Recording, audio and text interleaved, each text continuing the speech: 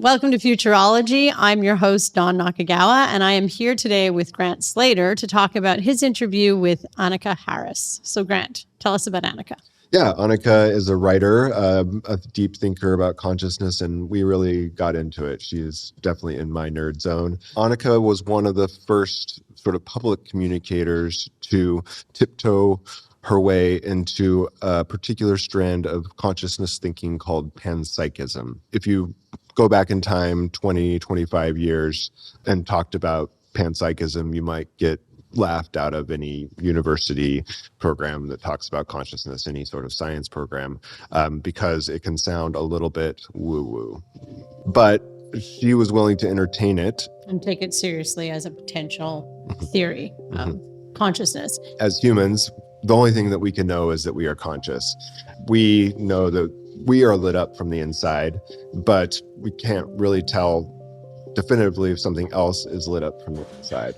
And so that kind of leads to this idea of panpsychism, this idea that, well, maybe we're not so special and maybe consciousness exists in everything and somehow is an emergent property of reality instead of something that is inherently true only for us. And I think there's a sort of moral obligation to really figure out the answer to that. It just seems like we're pushed into this at this moment when our very identity, which has been reliant to some extent on this notion that we were the only thing that was conscious, that we were the only thing that could think, is being absolutely eradicated. Yeah, we're trying to hustle to figure out why we're still special. Yeah, are we still special, Grant? I don't feel special. So what has Annaka's evolution through this study of consciousness been? She is a meditator. Meditation and Buddhism have the tools to empirically assess and experiment with the nature of reality. And I think Annaka's evolution as a thinker has mirrored her interest in meditation and Buddhism. And I think her path over time has tiptoed more and more towards this idea that consciousness is fundamental, because increasingly what we're seeing is that these views around how the universe is organized are backed up by science. This is a little bit of a wild ride from meditation to the nature of self to obscure Buddhist cosmology. And I think we tried to tie it all together. Sounds like you had a lot of fun. Yeah, I did. Okay, let's go to the interview with Grant Slater and Annaka Harris on Futurology.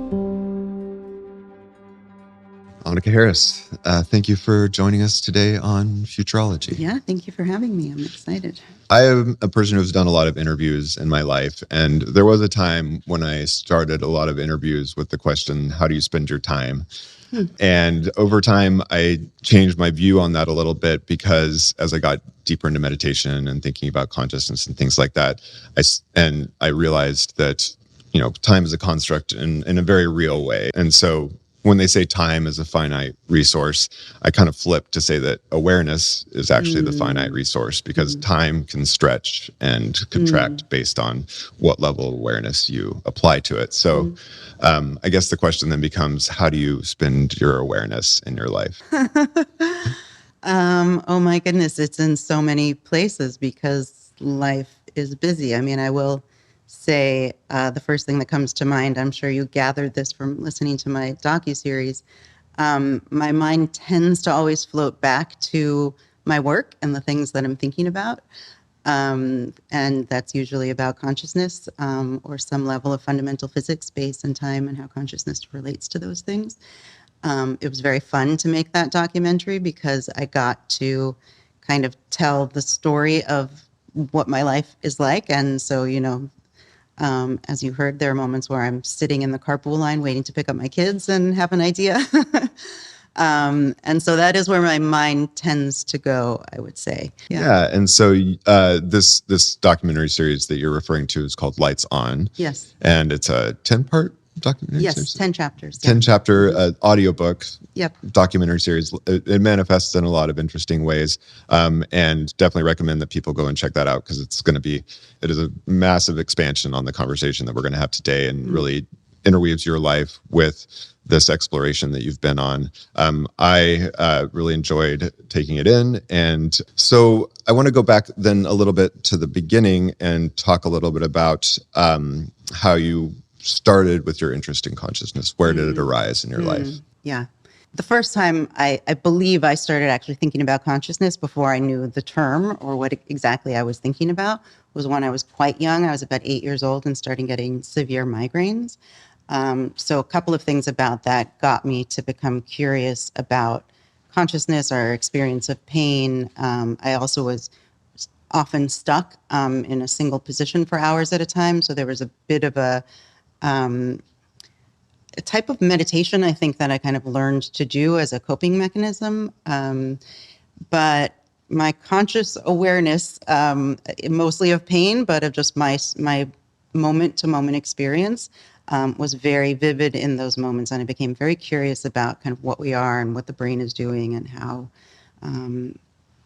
it is that we experience the things we experience. I was talking to a neuroscientist who was explaining to me that the phenomenon of migraine actually can bring about a lot of the same types of experiences that people have when they're meditating and in other altered states of consciousness. And so that gave me actually, after all these years, I learned another piece of perhaps why I had the types of experiences that I had when I was young. But I didn't take it that seriously. I was young. I didn't know what I was thinking about. I don't think I knew there was anything called consciousness studies. And then later in my career, I started working with neuroscientists. It had always remained an interest when I got to college. I was taking courses in philosophy and consciousness studies. After college, I had this opportunity to start working with neuroscientists who needed help with their writing. So I became an editor and ghostwriter for neuroscientists, some physicists as well, for all scientists really, but mostly I worked with neuroscientists because that's where my interest was. And so I ended up kind of getting a 20-year education just from spending all of that time working with neuroscientists and helping them make their work more accessible to the general public. I'm wondering if we could go back a little bit to this experience of having a migraine. So you said it can be a little bit like meditation or like an altered state of consciousness. Could you describe that feeling? Like, is it a feeling of targeted awareness? Is it a feeling of looking closer at something or trying to distance it and make it smaller? Yeah, I mean, I think actually all of those things, it's interesting. The way the neuroscientist explained it to me is that you have these two very dramatic things happening in the brain, one of which is the intense pain, which is also related to a hyper awareness of your physiology. While at the same time, there's like a dampening, almost a depression of, most people tend to need sleep to remedy a migraine. There's kind of a depression of the physical body throughout, kind of like a sleepy, brain foggy quality. And there's something about the combination of those two things. I mean, in my experience, the moment that I feel was really transformative for me was actually really just my response to the pain. That I was in such severe pain and it had been going on for I don't know, probably an hour or more.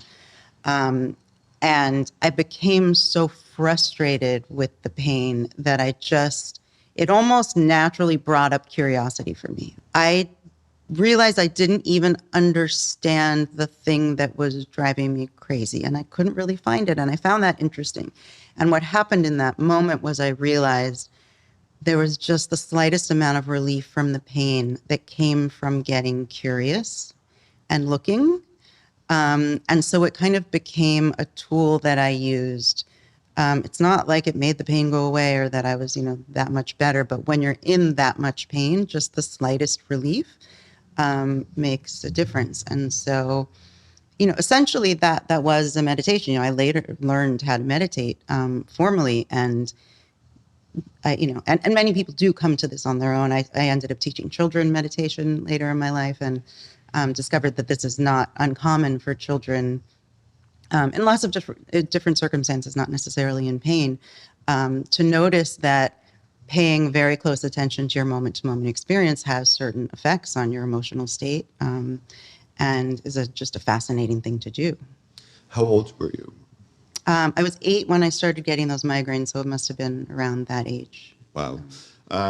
What kind of child were you? How did that reflect in your personality you might have already been presenting? Yes, I mean, it was definitely in line with my personality. And I used the phrase in my documentary series, the Trippy kids. So you kind of know if you were a Trippy kid, which is a kid who thought about deep things, wondered about death.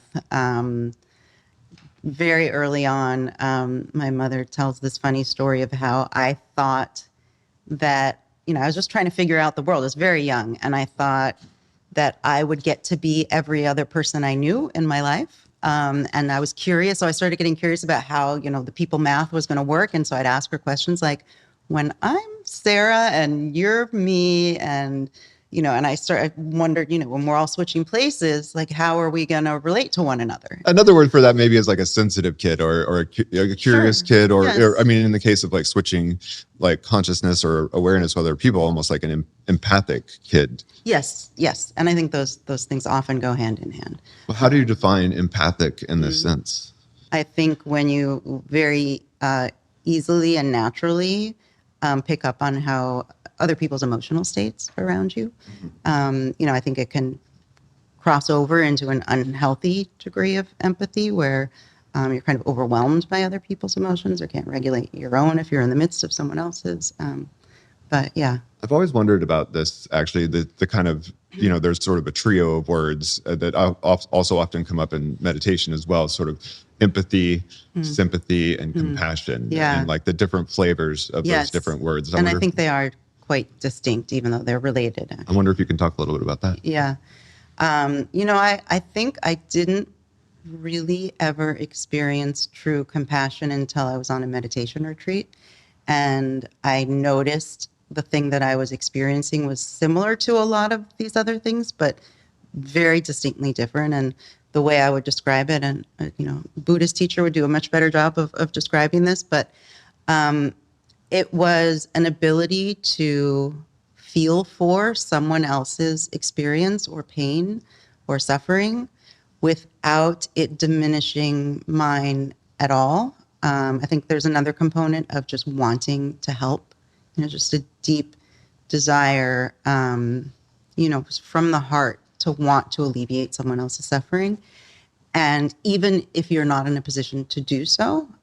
So it's this kind of like swelling of love and desire to help that exists even if there's absolutely nothing you can do in that situation. It was out the diminishment or the pain that then it would cause me, which is the only way I'd experienced it before, which I think is probably more like empathy, where then you feel terrible or you get into your own ego. There's, why can't I help? Is there something wrong with me? I mean, there are a million places your thoughts could take you if you're with someone who's suffering and you want to help and you feel for them, but there's nothing you can do. And you could also almost beat yourself up if you're not able to help them. And there's like this sort of, it's sort of maybe also like the migraine, this sort of distance almost it's the well-wishingness and the love is fully there and realized in compassion, but there is this distance of sort of observation of the thing. Yeah, I mean, it's interesting. I was writing about this recently. It feels closer to truth, which I always find interesting when there's certain insights or emotions that somehow have a sense of truth to them. And I don't think that necessarily means anything. But in the case of compassion, I've been wondering recently if it has that character to it because it's actually closer to the reality that we're in. And this is actually related to a whole other big topic of self and the idea of self and how self gets generated by the brain and the way in which it's an illusion. And we can go back to that if you want to, but how it relates to compassion is, my belief and understanding at this point in my career because of neuroscience and my experience in meditation is that the experience we walk around with of being a self is, for the most part, an illusion.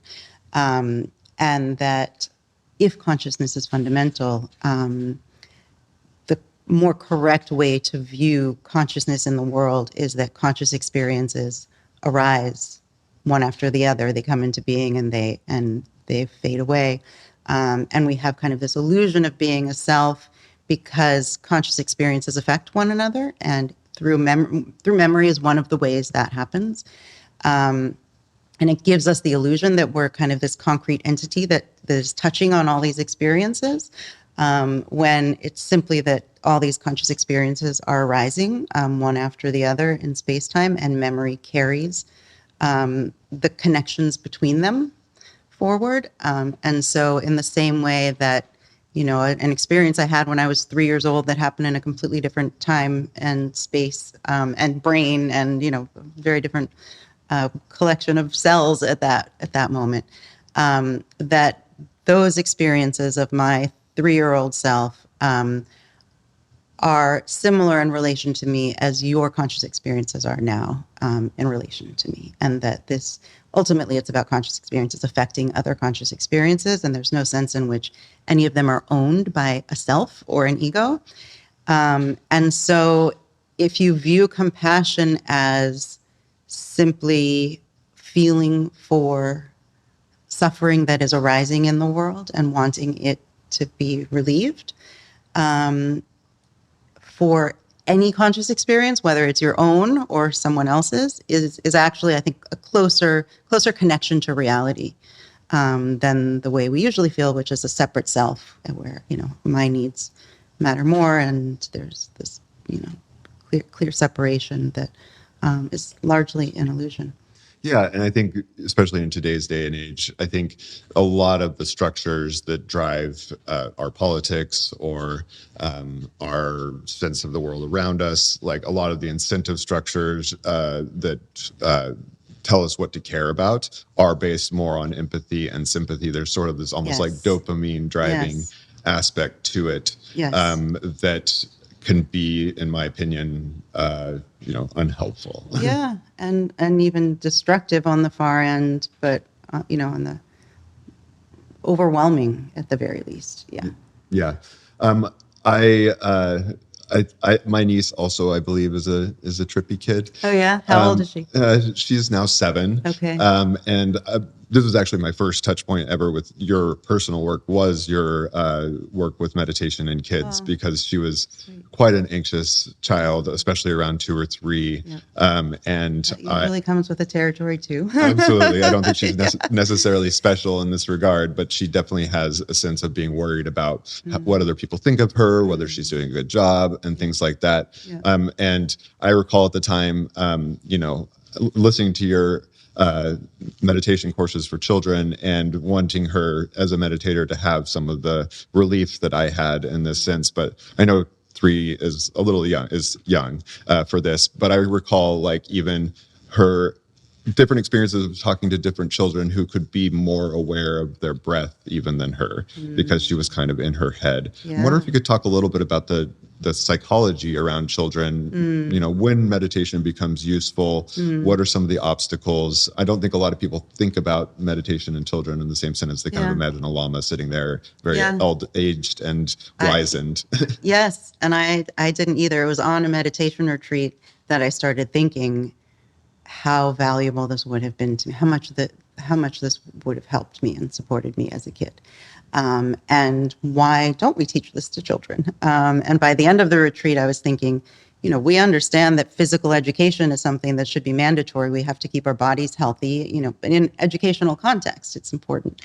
But there's no training of the mind, of the psychology, of the, giving support. And I kind of had this dream of, what if this were considered, you had PE and you had a meditation class, and that was just every child got this, and what a difference that would make. To answer your question, every child is different. And it is in many ways like a talent or a skill, like playing an instrument, like music, where we can all enjoy music. We can all learn to play an instrument. It comes more naturally to some than others, and some are actually, I think, quite talented at it.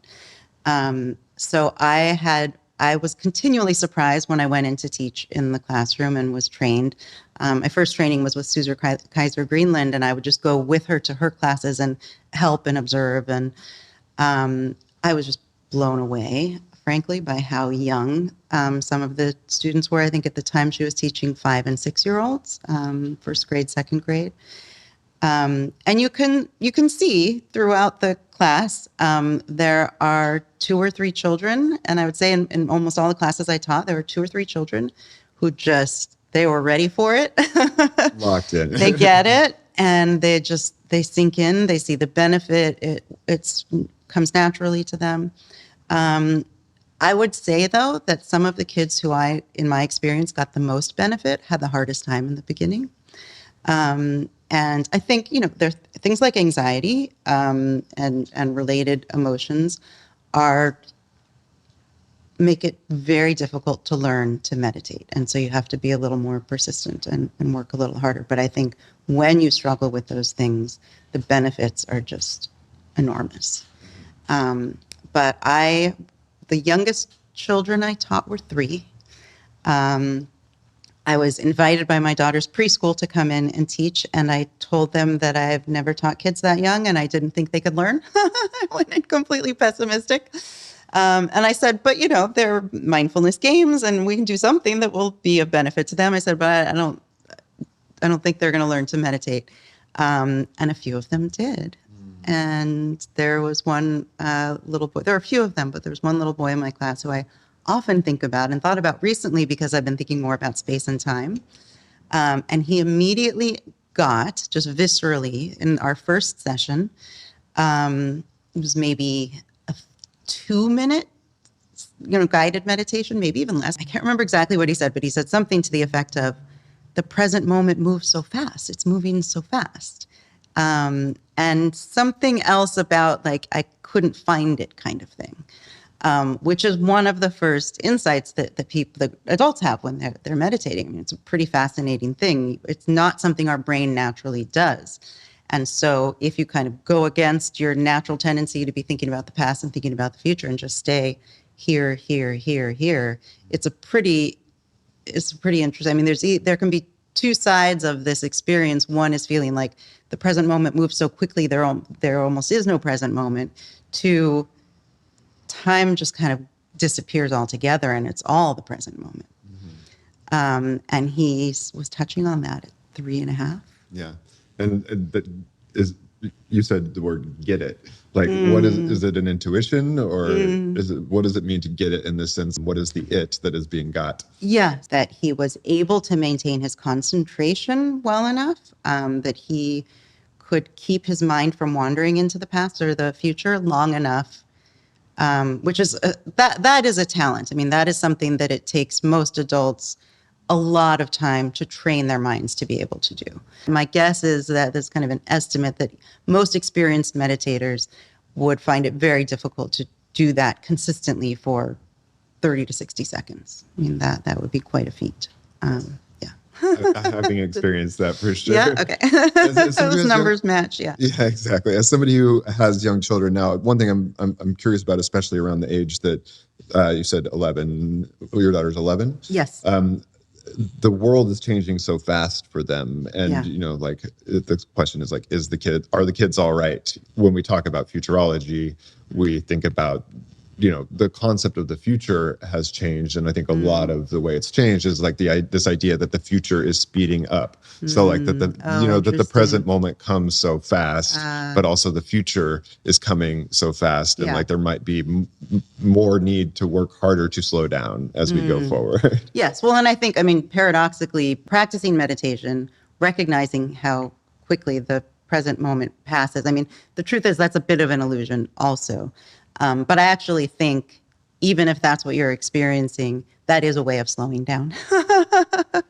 And I think it's experienced that way. I think that it can be an energizing experience of kind of being in the present moment for long enough that you recognize this new way that you can be in the world. But I think in general, it has the effect of quieting the nervous system, giving you a tool and an opportunity to not skip ahead. And that's something that I think most people don't even know is available to them. I think a lot of the conversation that we're going to be having today is going to be centered around this idea of intuition to some extent, and how our intuitions are false. I'm wondering if I could talk a little bit with you about where you feel that, or where the science says that intuition comes from. What even is intuition? Yeah. Like, is it an emergent property? Is it something that is like magical? I don't think it's anything magical. I mean, I think I give it a fairly simple definition, which is the strong feeling that something is true without understanding the reasons why you feel that way.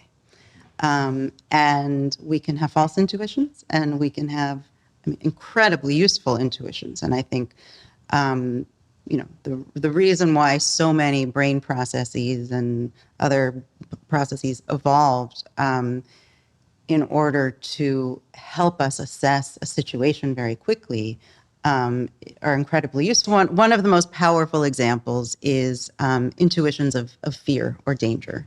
And this is one that we've obviously is like an old evolutionary ability to pick up on things in our environment. And this happens at an unconscious level. And we can talk a little bit about priming and other brain processes where the brain is essentially doing this type of thing all the time, where we're gathering information, sounds, sights, we're perceiving all kinds of things that we're not necessarily paying attention to or conscious of. And then the brain kind of puts them together in a way that gives us a present moment conscious experience that is very useful for navigating the world. So you can walk into a situation and feel, and most people do, most people who have been in a violent situation or experienced some sort of violent attack will often say, I had this feeling. And actually, this is partly where I learned about this was through Gavin de Becker's work. He wrote a book called The Gift of Fear. And so, in the case of feeling uncomfortable, feeling like you're in a dangerous situation, we will perceive someone's pupils dilated, which is a sign of someone being adrenalized or who's about to act violently. Skin gets flushed. There are all kinds of cues that we get where you literally might not actually have seen it in the sense that it didn't register consciously. You could hear a noise. You could maybe hear someone shuffling behind you. You could notice that a piece of furniture is slightly different than it was a few minutes ago when you walked out of the room and came back, something shifted. And your brain will just give you these strong... Or in the sense that I've been here before, like I've been in this situation before. Sure. Yes. Yes. And, unfortunately, many people don't trust these intuitions when they get scared. They're worried about hurting someone's feelings or being rude, or, but there are many there are many instances of people who've been in those situations later realizing that they should have listened to those intuitions. And the truth is, it's because they aren't magical. Your brain was actually collecting information and giving you information in the form of an intuition. But of course, we have all kinds of false intuitions. And so we can, especially things that we weren't evolved for. So, all kinds of scientific discoveries challenged our intuitions because the earth seems flat. And we don't experience the microscopic world. And so anything that's happening at that level, early on in humanity, humans were trying to understand how the things that we now know are the effects of microscopic systems or bacteria or affect us. And, they were trying to come up with gods and forces and trying to find some explanation when the explanation is actually something that we can't perceive. And so we don't have intuitions for them. I think this is sort of one of the first instances where we're touching on in this interview about the sort of borders between woo and not woo. Because I think there's like with intuition, it is it has this kind of other aspect of, this idea of a sixth sense, or, here in LA, everybody knows their astrological sign and they like talk to intuitive people about what's going to happen to them. And I think that things like this can get a bad rap because also to the other flip side of this definition that you were talking about, like all science also does kind of start from intuitions. Like that is also the definition of a hypothesis to some extent. Well, and baked into an intuition is the fact that you don't know why you're feeling the way you're feeling. And so it's really important to investigate intuitions. In a dangerous situation, it's often, good to err on the side of following them, and other places. But also there's a lot of science about this. I mean, it's very interesting. I mean, there have been studies that show that people's gut instincts about a big life decision, whether to get married, whether to move into a different apartment, whether to take a job, that often our gut instincts are actually more reliable than thoughtful, logical reasoning. Not always. And so I think that the key for people to keep in mind and to keep it out of the kind of new age woo-woo world is to acknowledge, I'm feeling this way and that's real. I don't know why. And so it's good to try to figure out why if you have the time. And especially in science, this is an incredibly important tool, and scientists have to do this all the time. They encounter evidence that is totally counter to things that they believed or intuitions that they've developed or were born with. And so there's a long process usually when something counterintuitive, when there's evidence of something that's very counterintuitive to humans, to check and recheck and run the experiment over and over until we say, okay, we've been watching the stars and our environment, and there's no way we're at the center. We've got this wrong. And so we have to kind of shift our intuitions. We have to accept the evidence and realize that our feeling that we're at the center of the universe, and, I see the sun come up and go down every day. It seems like it's going around, but actually my perspective is off. And so you can learn, and you can shift your intuitions based on information too. That information gets in. I think there's this interesting aspect to it, which is like almost, there's like kind of this like masculine versus feminine coded aspect of intuition, almost like, dude, guys are following their gut. Like they're doing the right thing, like, whatever, Trumpiness is good because Trump follows his gut or whatever. And then there's like intuition, which is like the sort of like more feminine aspect of it. It's like feminine intuition, like, I can be somebody who can almost mystically foretell the future or something like that. Yeah, I think that's a dangerous way to think about it. I agree. Yeah. But I think that there's this, it's a very dangerous way to think about it. Yeah. But I'm interested, like, as it reflects societally, I think it does shape what we rule in and out of possibility. Yeah. To some extent. Yeah. And, especially as it relates to sort of like more spiritual intuitions versus more scientific intuitions. And that, oftentimes we're sort of surfing this wave of, trying to stay on top of this wave of woo. Like, we're going to surf our intuitions to progress, but also, you don't want to fall off and crash into the sea of not knowing. And I think when you can take the time to investigate why you're feeling the way you're feeling, that's often wise. I mean, ideally, we'd have all the information. We wouldn't just be blindly following our intuitions. Yeah. And I think so where we're probably headed with this is, there is a kind of core intuition that is at the center of some of your work as it relates to consciousness. Yeah. And I definitely share some of your priors on this as it relates to meditation, free will, and the self, because of this aspect of direct experience of something that you have to explain or can would need to account for in your view of reality. And I'm wondering if you could maybe just start a little bit from the beginning of when you got into meditation, how your practices evolved over time. What was the narrative arc of it changing your intuitions? I'm tempted to answer something else you brought up first. Let's go there. The question about whether insights we have in meditation are giving us true information about the world and about our brains. So a lot of what we've learned about the brain is that we have, I talk about illusions in two senses, capital I illusions and lowercase I illusions. And the lowercase I illusions are the illusions that serve us well, that are very, very helpful. And so one example is just, before we understood light waves and how light waves enter the retina and get processed by the brain, and we see these different colors based on our biology and all the rest. Scientists and everyone else believed color really existed out there in the world. There's yellow out there. And as far as our intuitions and even all the evidence we all agree, we can all talk about the color we see. It's clear it's there. We're Or even worse, There's the evidence. It's right there, and we all see it. Or even worse, I know that there are very early thoughts that like we project color out into the world from our eyes, like light comes from within us. Yes, right. Which now seems totally counterintuitive. Right. Obviously. Yeah, but it makes sense when you don't understand what's happening, and we seem to have this direct perception of the outside world, when in fact we now understand that our brains are generating an experience which is a map of the outside world. And it does that extraordinarily well to help us survive and navigate the world. But it can really mislead us when it comes to the underlying reality. So if we want to understand, why I see green, it is a whole story about light and how a leaf absorbs certain light waves and reflects back others, and then what happens when those light waves enter my retina and get processed by the brain. That experience of seeing green, the seeing green feeling, is an experience being generated by the brain.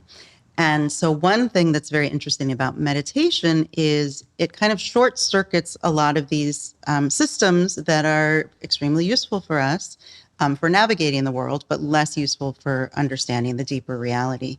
And I really want to say that I never expect that having an experience in meditation or any other experience on its own is ever evidence that you've reached some deeper truth or had some epiphany about reality. We now understand things about the brain that lead us to believe that it would make sense that certain truths are better accessed when you're in a state like meditation. But I would be very careful. I mean, in my own experience and anyone else's, to say, and this includes, psychedelic experiences as well.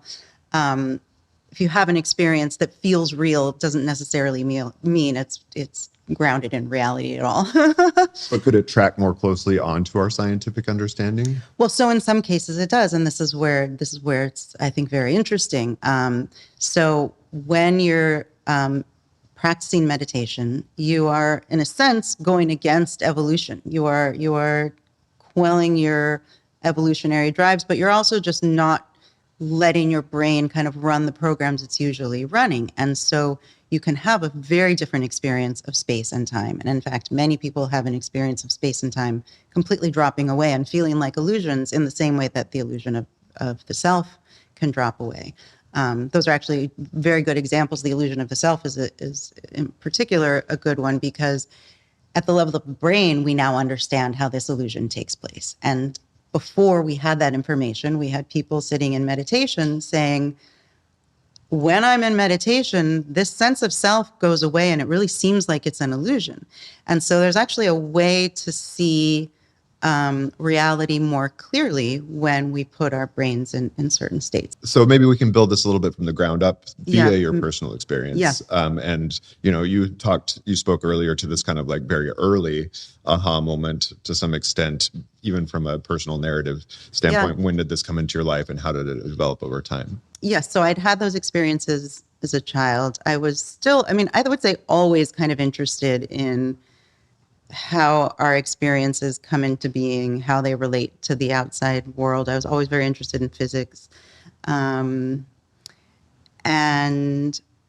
I was a dancer in a former life and actually trained in ballet my whole life and then was a dancer. I think like a lot of athletes discover, and performers actually, and dance, held some of both. It is a type of meditation practice because you have to spend so much time concentrating on the present moment, both in your training, but especially if you're in a performance. It's kind of this hyper awareness of every moment and how it's linked from one to the next with other people how you're relating to them on stage, and kind of the heightened awareness of the fact that, it's important what you're doing and you don't want to misstep.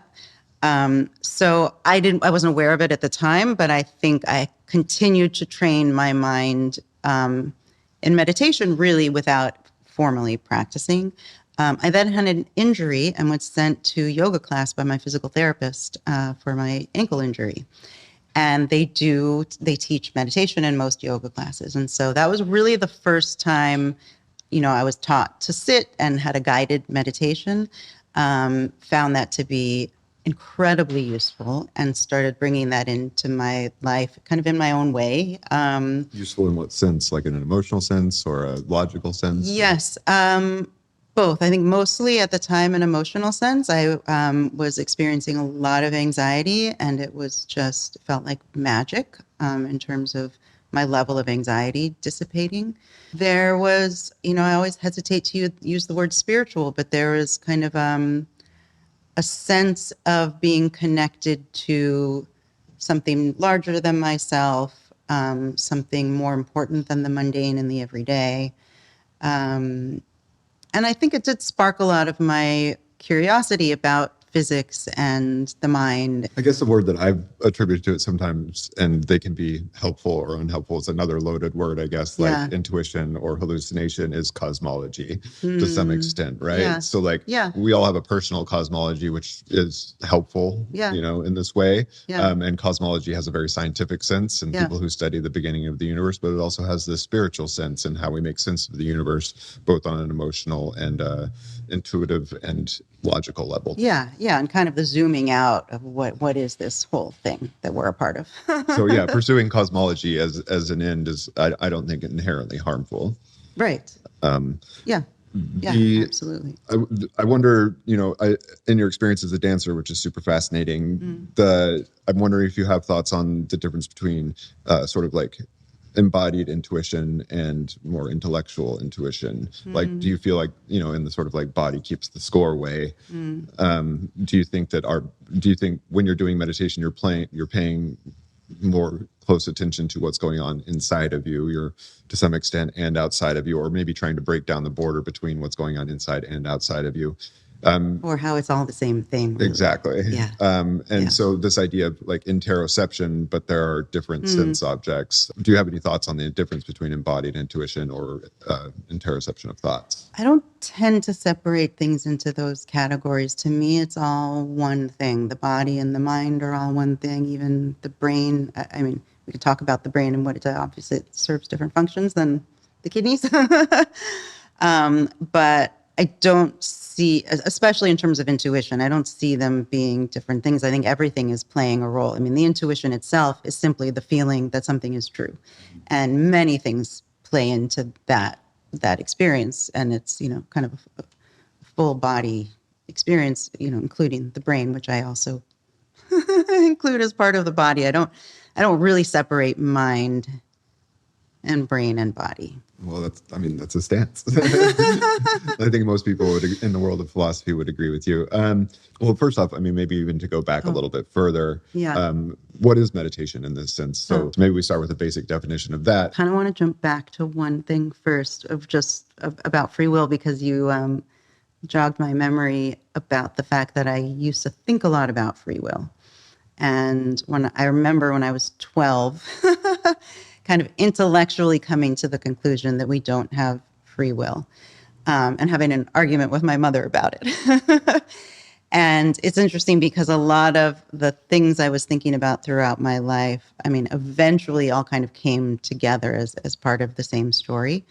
It was through meditation that I viscerally experienced this intellectual understanding that we don't have free will, at least in the sense that I should distinguish between the type of free will I think we do have and the type that is an illusion. Well, let's go back to this being 12. What inaugurated that realization, and what was the nature of this argument with your mom? I think I just realized, kind of from a physics perspective, that everything we understand about quantum mechanics, everything that we kind of understand at this point, I actually got to this conclusion from looking at the past from the future, that I couldn't see how you could ever rewind the tape and get a different result. And so however much chance plays a role, however much, there's no place to find something where an alternate path can take place. And this sounds kind of paradoxical, but at that point, what I came to was the only way free will makes sense is if you can have two outcomes.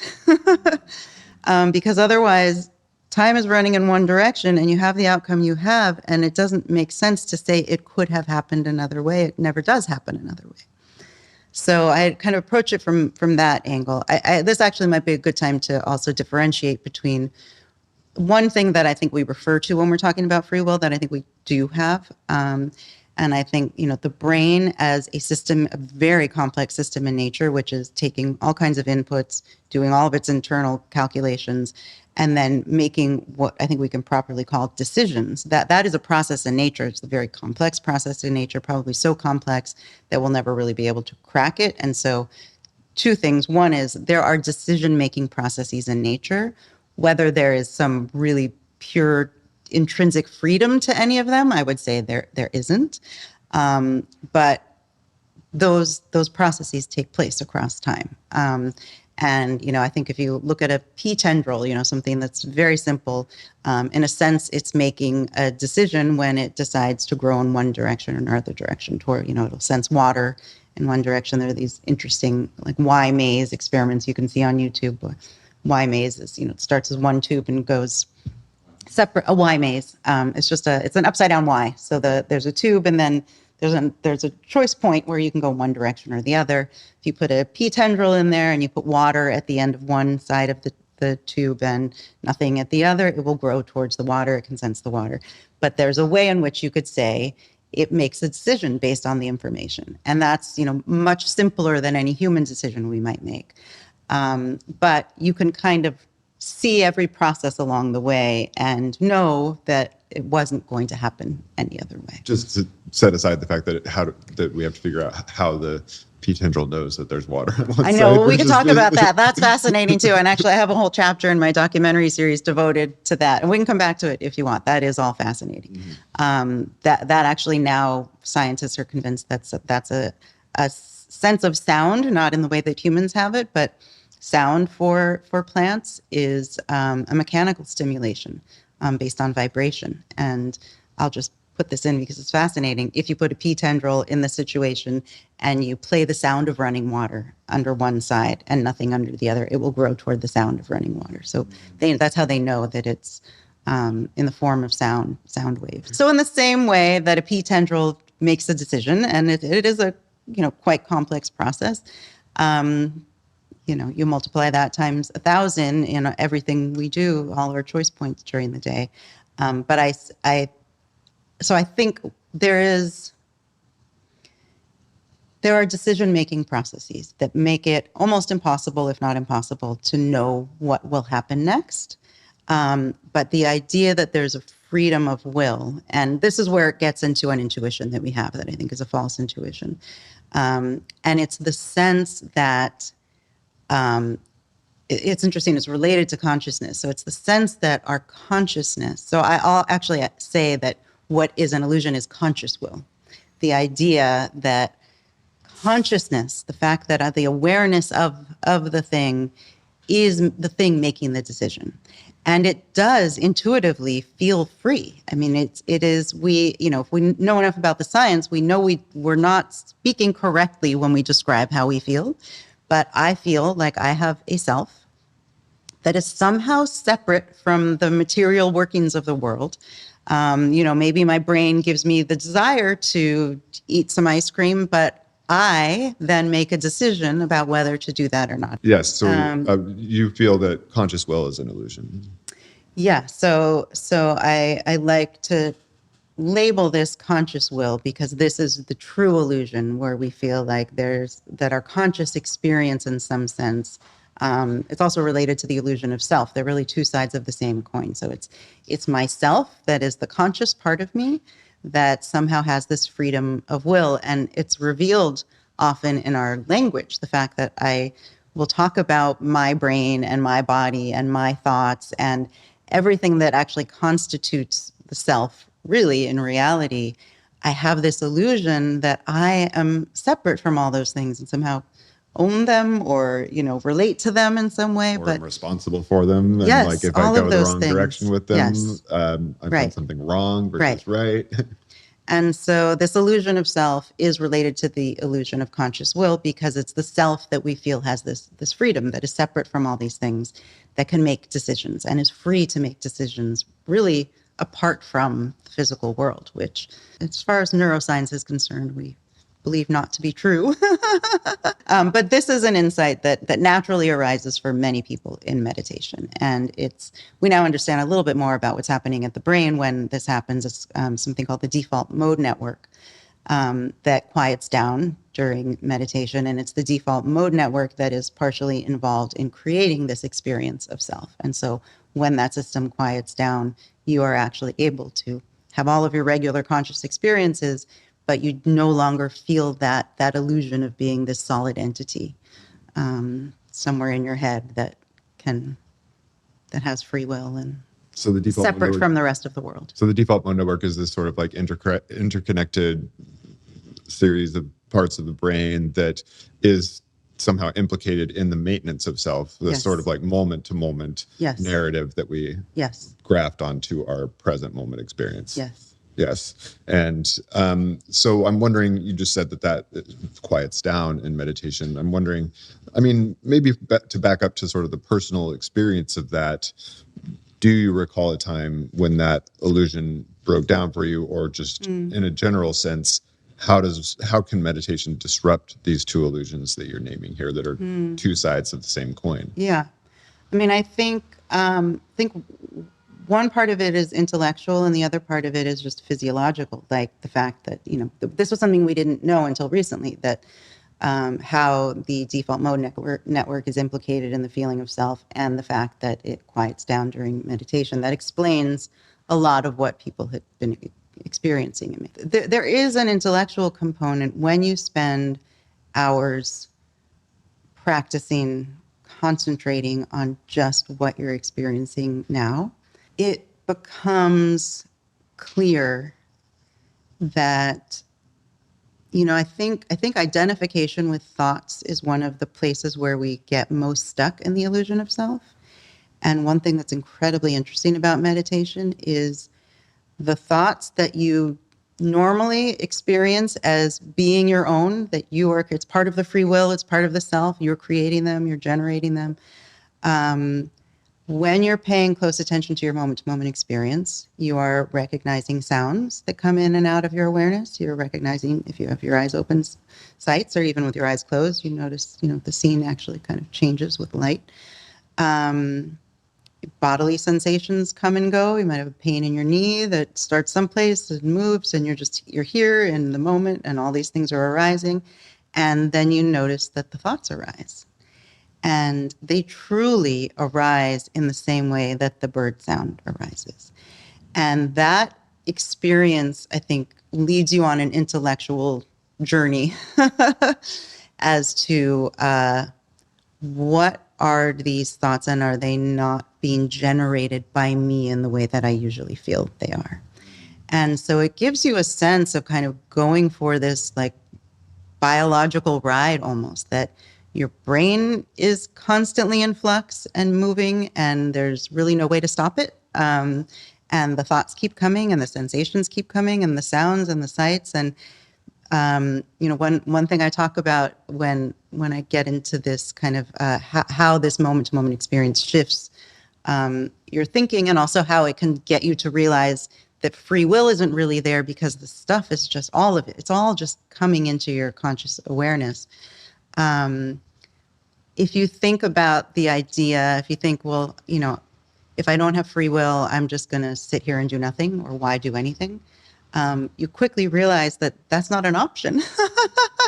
And you don't have free will in that sense. You cannot just lie down and stop thinking and stop. You are a biological system that keeps going, and the thoughts will keep generating no matter how much you think you can stop them. And actually, sitting still and not thinking are two of the most impossible things for a human being to do. It's not the easy way. And so, I think I answered your question about how meditation can kind of reveal to you, both intellectually and physiologically, that those experiences of self and free will are truly illusions. They're the way you're kind of interpreting your everyday experience. I remember quite clearly when I tuned into this for the first time, because I'd been meditating for a long time, like 6 or 7 years. I was going through a pretty difficult time, and in order to deal with the anxiety of that time, I started going on a lot of hikes. So I was in the Bay, and I would go up into the hills above Berkeley, and I would walk around and just by myself and try to just really closely pay attention to what was going on around me. And I remember one day I just kind of like was in the middle of a clearing up there, and I laid down on the ground to kind of look at the clouds, and started meditating on my own. And it was the first time that I'd actually not tuned into my breath, but to the space between my breaths. Yeah. You know, like if you Yeah. can imagine your breath being this sort of like sine wave or this sort of like roller coaster ride where you're going up as you breathe in, then down to empty, and Yeah. like at the trough Yeah. there where you're like, okay, well, I have no control over when this breath started. Yes. And then that immediately, analogously, like the birds chirping became that. Yeah. And then the thought that I had that the birds were chirping Yeah. became that. And Yeah. realizing that my breath, my thoughts, these birds, the clouds in the sky were all the exact same thing. It's all just unfolding. Some people find that somewhat destabilizing, but I think framed in the right way, it is really quite beautiful and liberating and freeing. Yeah. Once you see it, it just becomes very stable, and you kind of can't believe you didn't see it before. And so I had a moment like that during walking meditation, which is interesting because you were walking where something stabilized for me on retreat in that moment where these things, it's very hard to find words to describe these experiences. It's literally like the definition of ineffable. Like, we don't have words for these experiences because they're not things that most people experience every day. And so we can't communicate them to each other, and we have no reason to be talking about them. And it actually becomes kind of a problem, in the realm of, say, for example, psychedelic therapy. These are meant to bring things that are ineffable into the realm of scientific rigor. And it's actually quite It's tricky. difficult. The way that they handle this actually is there's this thing called the mystical experience questionnaire. And, the questions are, I experienced a feeling of unity with the entire universe from 1 to 5. That's the example I was going to give. Or yeah. I experienced a sense of ego death on a scale of 1 to 5. Right. And so, okay, well, I can put a number to it, but, how is my experience of ego death necessarily the same as your experience of Well, and that's ego true death? with all conscious experiences, and that's why it is so different from everything else we study. We can't know anything but our own conscious experiences. And strangely, we can't even really know our conscious experiences that have passed, because we have memory, which gives us a kind of how the past conscious experience is affecting this conscious experience, but we're never in that same moment again. Some people have this kind of sense that, well, these are two different things. Like the nature of the universe is one thing, and my experience is another thing, right? One is kind of like in the realm of psychology or mystical experience or woo-woo, and then the other is like science, and it's like, and it's something that we look out into the world and observe, and it has correct answers. These illusions of self and free will actually tell us maybe more than anything about the nature of, well, as it relates to consciousness, about some of these more physical scientific questions or cosmology in the more legit sense. I would also say that, the truth is biology, neuroscience, it's all the universe. We are the universe. So we are the universe. Everything that we experience is part of the universe, and how we understand how those experiences come into being is science. And so far, science has only been able to study things from the outside. I see a possible future where there's kind of a revolution in science, where we're able to begin to include conscious experience as part of the thing we study. And so I don't see the human experience in any way as being separate from science. All of it can be explained by our biology and our brains. Neuroscience, it's very infancy right now. It's the newest of the sciences. I think there's maybe, even to step back a little bit, the question of like, why does consciousness matter? Why is this worth pursuing now? I guess I should start with my definition of consciousness, because a lot of people use the word to talk about more human-like consciousness, which involves all kinds of complex things, complex thinking, complex decision-making, self-awareness, all those things. When I talk about what I'm interested in terms of consciousness, why it's mysterious, why I think it's worth understanding better. I'm talking about the simple fact of felt experience. It's not necessarily have to entail thought or anything really complex. I mean, if we can imagine the most simple conscious experience a creature might have, we can talk about ants or snails or however far down your intuitions will allow you to say, okay, there might be some felt experience to be that system. Snails, if snails are conscious, and we don't know for sure, but if they are, it's not that hard to imagine that maybe they feel some sense of pressure. Maybe they feel some sense of a drive to move in direction toward food. They sense food, and they have some very remedial version of what we would call hunger. And I think the more we understand the brain and nervous systems, the more our intuitions have shifted, because when we see other systems with brains and nervous systems, we figure there must be feeling something. Thomas Nagel wrote this famous essay, "What is it like to be a bat?" And it's still such a great example because, a bat is actually a pretty complex mammal. It is experiencing the universe through sonar. So its picture of what it's navigating is very, very different from ours. We can't imagine it. But it's another set of felt experiences where, in the way that I see green, that is my map for understanding certain light waves. A bat is getting a different picture, and picture might not even be the right way to describe it.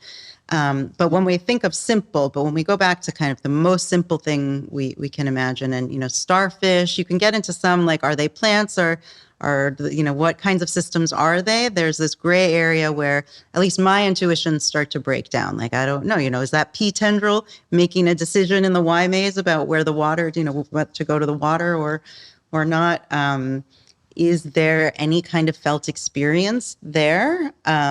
I don't know. But with a snail, it's not hard for me to imagine. And so I think when we try to get to really simple, maybe just like a flash of light or, simple experiences we can imagine that just kind of come in and out of being. There's nothing else. There's no feeling of a body or thoughts or anything else, but like pressure, heat, hunger in its most basic form.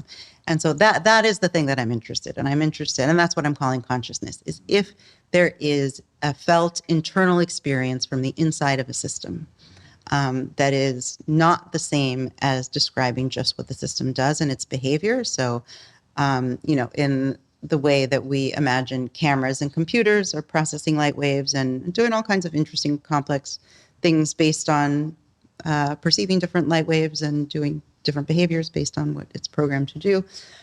We never imagine that a computer or a camera has an experience of seeing red or any kind of experience. And so the difference is, I may get there, but the difference is whether there is, and felt experience is the best I've been able to arrive at. It doesn't capture it perfectly, but the difference between light waves entering a computer and having an effect with only the mechanics of it happening versus when that happens in the brain, an experience of blue materializes in the universe. There's now something that can only be known from the experience itself, the seeing of blue, that is now a fact of the universe. That experience of blue existed in the universe, and it can only be known from the experience itself.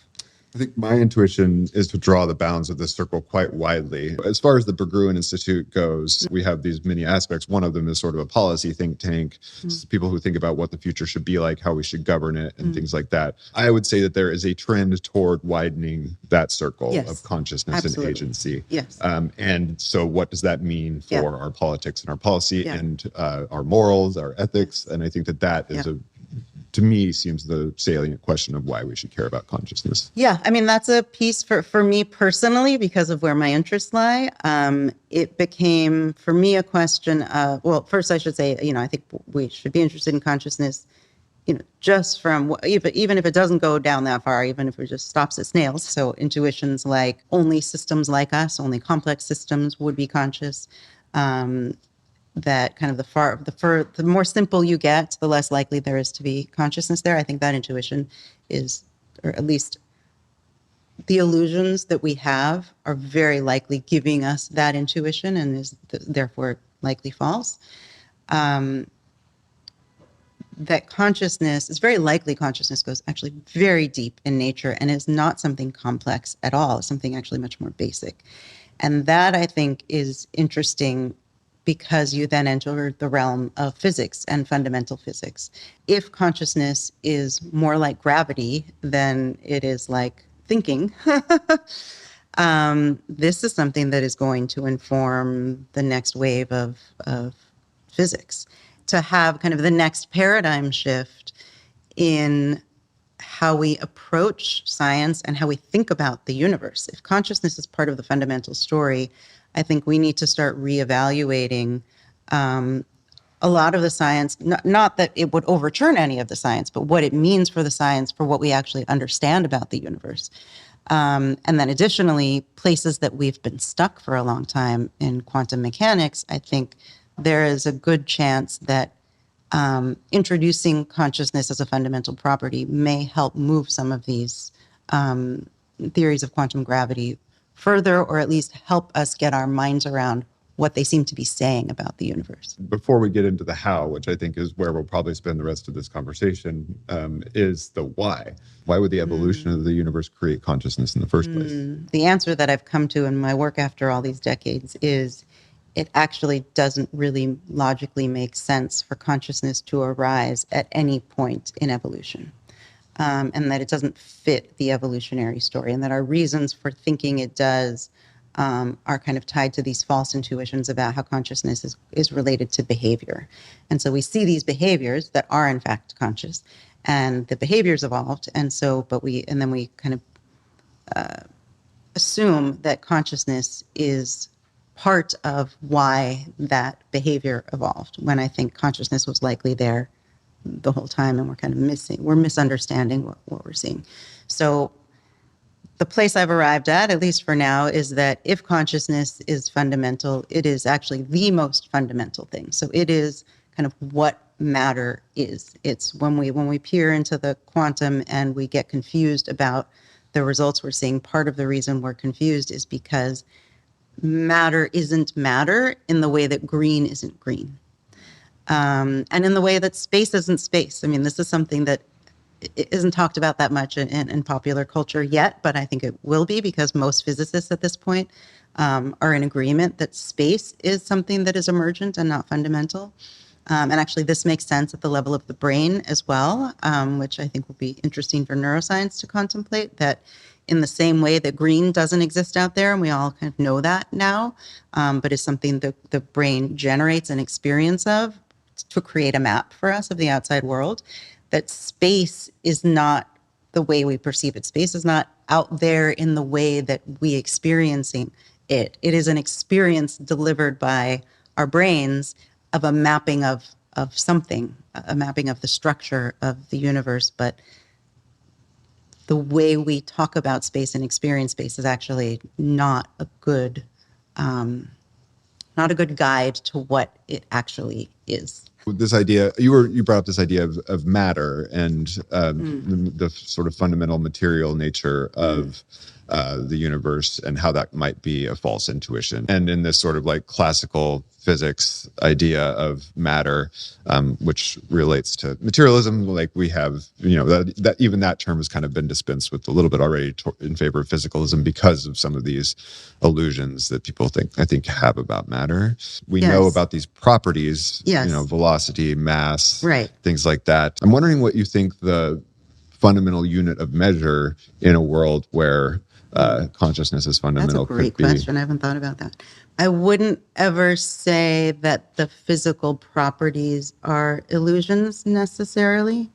I also don't see a dualism between matter and consciousness. Everything that the sciences have discovered and uncovered so far, I don't think we'll be overturning any of that. And ultimately, if consciousness is fundamental, I think matter and consciousness are essentially the same thing. And I can talk a little bit more about that maybe later.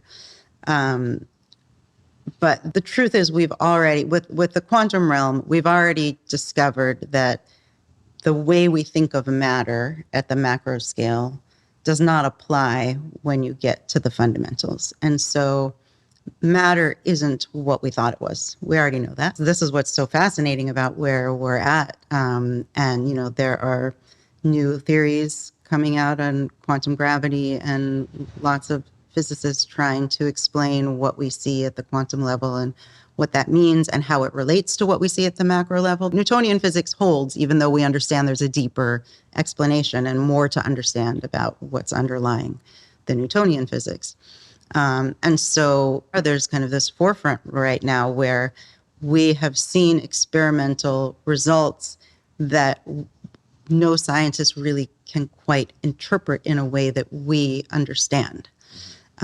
We know it's correct. We know it. We can build computers from this science. We're detecting something more fundamental, but no one can seem to get their mind around what that realm is, how it makes sense, and how it relates to the macro world that we live in. Here, the most legible is like, well, Annaka, I think you are solid. I think I'm solid. I think this glass is solid. But if I were to look closer, if I looked at the structure of an atom, one way I've heard this described is, if you put a grain of salt in the middle of a cathedral, yes, like the nucleus. That's how much space is in between. So what we think is solid is actually space. Right. Well, and the quantum gets stranger than that because you can't even talk about particles anymore in the typical sense. Separate from what role consciousness plays, we already know we're at a point where matter as we have typically thought about it is very different from, and so different we don't yet understand what it actually, the underlying fundamentals are. So I was convinced through working with neuroscientists and my research in neuroscience that our intuitions about consciousness are very likely wrong. In the sciences in general, we usually have to start with an assumption of some kind. And the sciences have, in neuroscience, but the sciences across the board have always assumed that consciousness is something that comes out of complex processing, namely in brains and central nervous systems. And that's kind of the starting assumption, which makes sense that we started with that assumption. What I have discovered in my work is that the reason we have made that assumption is largely based on illusions, largely based on intuitions that I think are false, some of which we know to be false, others that I think are also likely false. And therefore, it's possible that we should be starting with the assumption that consciousness is fundamental. And we don't yet know. We don't know either way. We make this other assumption, where might the sciences go? What might we learn? How might this help influence places where we're stuck? And so, I mean, at bottom, when we just peer out into the universe and ask ourselves, which collections of matter, which systems, which organisms give rise to conscious experiences and which don't. And the parlance of your podcast, lights on, like, yes. At what point do the lights turn on inside something? Right. And where will we find it? If we just want to ask this general question, we can really, at this point, at this stage in science, we can only answer some in some systems or in all the systems. We can't say none of them because we have at least our own experience of being conscious. And so it really comes down to some or all. And I make the argument through my work that there's no point at which it makes sense to bring consciousness into a non-conscious universe, that you kind of run into a paradox whenever you try to do that. And so if we're going to start with a new assumption, the new assumption would be consciousness is fundamental. And how do we look at everything we understand about the universe through this new lens, and where might that lead us? So to compare and contrast, what are some other fundamental properties? Yeah. So what's interesting is we do have all these other fundamental properties. Actually, this gets into panpsychism. So panpsychism is something that I became interested in and ultimately decided isn't the right framework for what I'm talking about. But panpsychism is a physicalist perspective. And I would say my view is a physicalist perspective as well, because if consciousness is fundamental, it is what matter is. It's what we've kind of been looking for. Physicalism is this idea that there's nothing spooky, there's nothing magic, Yes. that the world we see is the world we see. Yes. And there's also a line of thought, idealism, which is kind of the opposite of that, which is that everything is mental, everything is mind, consciousness is fundamental, and that gives rise to the material world, which is also not something I subscribe to and not the way I see things. Definitely sounds more woo than the Exactly. other one. Yes, even more woo than panpsychism. Panpsychism, I mean, there are different variations of it and different interpretations of it, but it's essentially the idea that it's a physicalist view, matter exists, all the things we've learned are true, but in addition to electric charge and all the fundamental elements that we have discovered matter contains, there's this other element of consciousness. And that ultimately didn't make sense to me because it is also bringing consciousness in again to non-conscious systems. And you would have places where you would have more or less of it. And you run into all of these, I think, philosophical paradoxes that convinced me that it actually doesn't make sense to talk about matter having different properties, one of which is consciousness. And that's kind of what panpsychism entails. My view brings consciousness, basically that everything we see in the universe, every force, every field, every charge, what it is, what it intrinsically is at bottom, is a felt experience. So felt experience is the thing, and this is the bridge that's very hard for me. I'm trying in my writing to make this more clear. It's hard for me to speak about, but the idea is that what we see as matter, what we're calling matter, what we're perceiving, ultimately are other conscious experiences arising in the universe, and how those conscious experiences are influencing the conscious experience that we're having. Mm-hmm. So we're in the realm of talking about fundamental properties.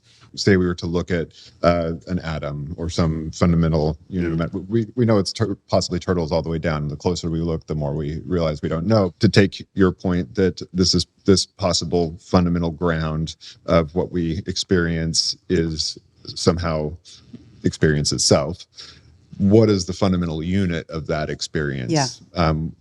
If the fundamental property is mass of matter. Yeah. So I think unit comes from our idea, a false conception of matter. Mm-hmm. And I'm not sure units apply. And this is where my work is related to physicists like Carlo, Rovelli, Lee Smolin, and others, where if consciousness is fundamental, ultimately it's a relational system and structure. One analogy I've been using is if consciousness is fundamental, and I should also just make sure that I stress that I always begin these thought experiments, and all of my work begins, as I'm trying on a new assumption. If consciousness is fundamental, I don't think I've discovered that consciousness is fundamental. I don't necessarily believe that it is. At this point in time, I believe that it's a completely legitimate scientific question to be asking and a legitimate assumption to play with. I can attest to this because your assumptions have evolved even over the time that I've been following your work. Right. I like this analogy of a pot of boiling water, where water is consciousness and the bubbles are the different content that arise in consciousness, that the flavors and shapes and forms it takes. And so what I do in this framework is think ultimately about conscious experiences arising and passing away in and of themselves. And conscious experiences affect each other across time and across space. And so there's the structure, and what's interesting is does the structure exist? What is the structure? What does it mean? How does that relate to conscious experiences? But, as far as I've been able to get in my own process, one way conscious experiences affect each other through time is through memory, and causes this illusion of self at the level of humans. Let's say I have a pink card, and I look at this pink card, and so there's this very simple experience of seeing pink. The experience of seeing pink materialized in the world that happened, 10 minutes ago. That experience affects the experience I'm having now through memory. And we have this illusion that it's a carbon copy of some kind, or that I can actually go back to that moment of seeing the pink card. And so the way in which the conscious experience that's arising now in the universe is related. And actually, this is related to Sarah Imari Walker's work and why I love her work and have been very inspired by it. She talks about objects in time and how she talks about life and what life is. And ultimately, I wonder if she and I are actually talking about the same thing, which she's calling life, I'm calling consciousness. But there are these structures in time where within the structures, every part of the structure is affecting another part of the structure, and some have more or less effect. And so rather than think of myself as moving through time, I think of these conscious experiences that come in and out of existence. The pink card thing is now, part is something that influences future conscious experiences in this structure. But all the conscious experiences you're having right here are affecting mine in space. So you're a collection of conscious experiences coming in and out of existence right now. Part of the result of that is that, just what I'm seeing, what comes into my vision, what my visual conscious experience is just like seeing your nodding face or your smile, right? And so, we rarely think about things in this way. And I think if we could actually see them visually, it'd be very interesting. But the conscious experiences over there are affecting the ones over here and vice versa. There's something happening that's analogous, I think, to what I call my single experience through time, where not only does my visual experience change based on whatever you're doing and thinking and experiencing, you're just the simple fact that you smiled at me actually changes my biology. Changes my brain. It changes the electrical firing. It changes the chemistry.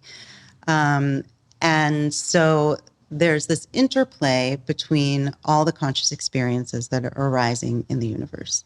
And ultimately, I think if consciousness is fundamental, that's what the underlying story is we think we're perceiving matter because what we're perceiving is the way those conscious experiences are shaping the conscious experience over here. And our only way to make sense of that is the way it's affecting. And so it seems like there's a white wall over there, right? When in fact, if consciousness is fundamental, it is probably an infinite number of conscious experiences coming into and out of existence. And I think, this is just early days of my philosophizing about this, but this is in line with the way Sarah thinks about systems as objects in time.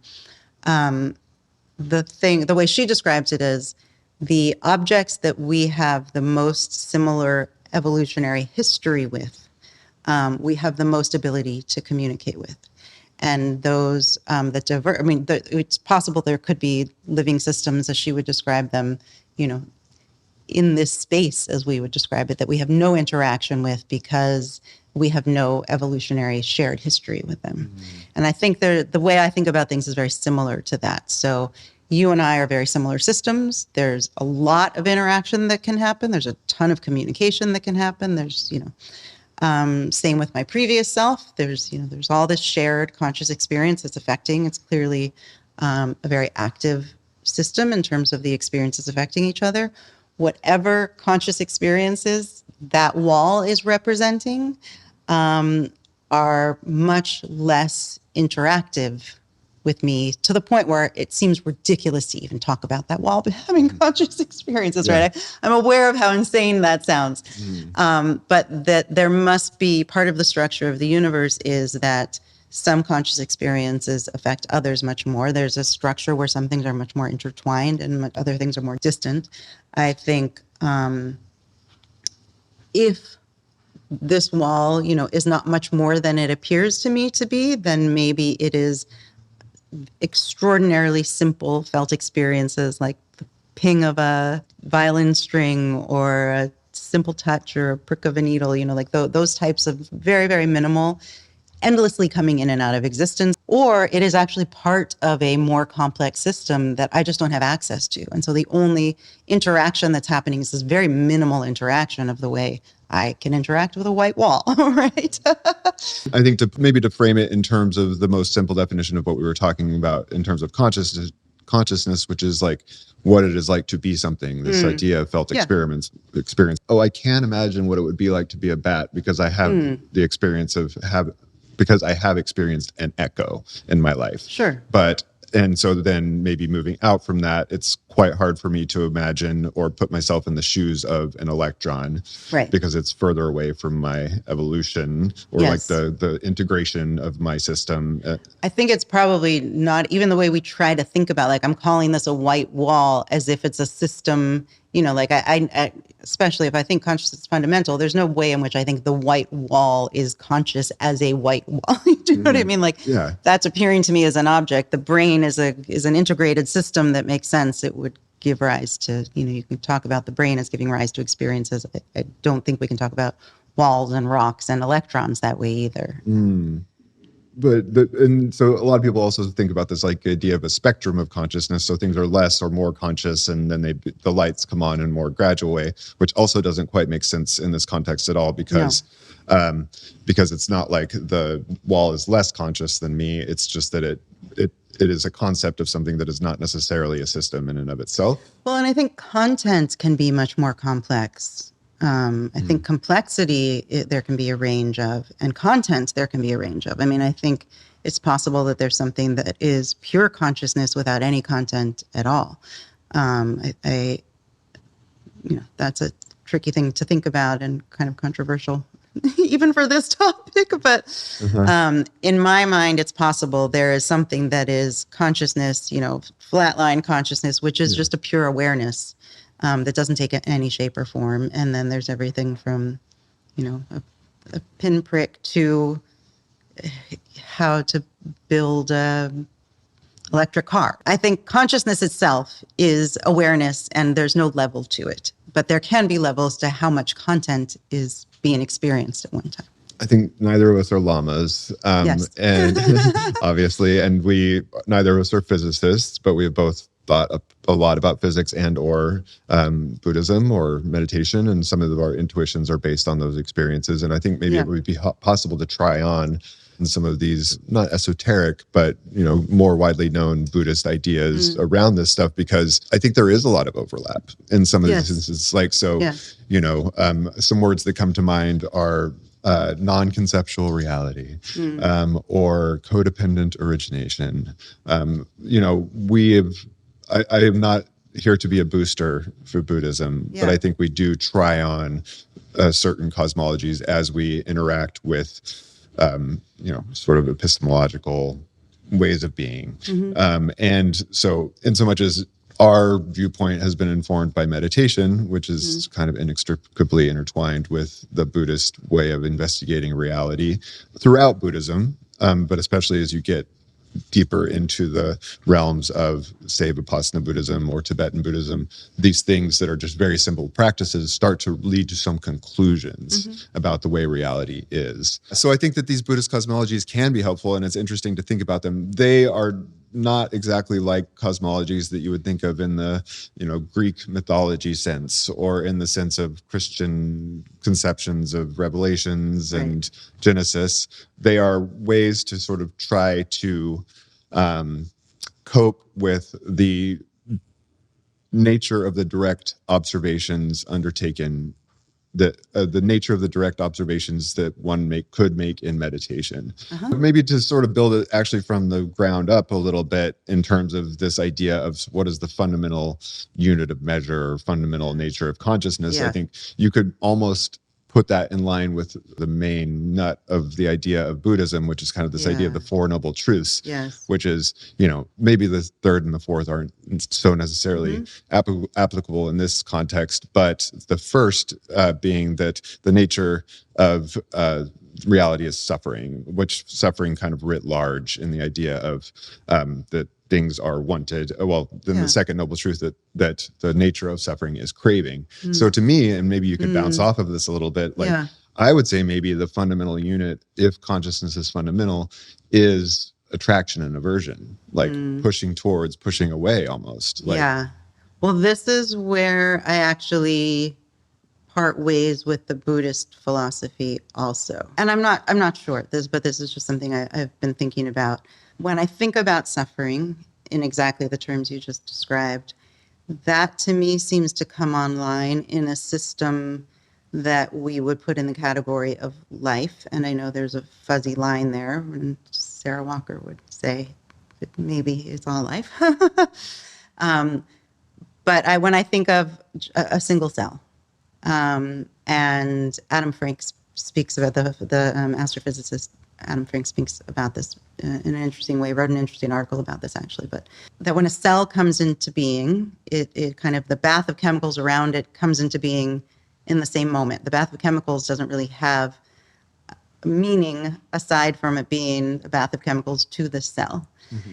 And the cell is the first kind of instance of the physical world creating a system that moves through time and has to keep itself in existence through time. That its purpose is to keep. So the cell is continually letting in the right chemicals from the bath of chemicals. It's continually regenerating its border.